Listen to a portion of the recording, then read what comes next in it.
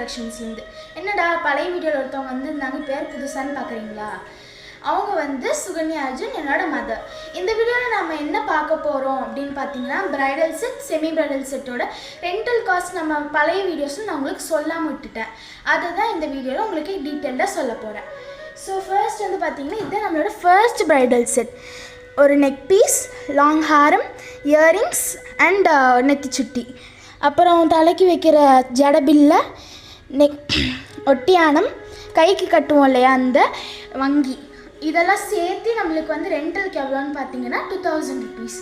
அதுவே semi bridal செட்டாக இருந்துச்சுன்னா உங்களுக்கு 1500 வரும்.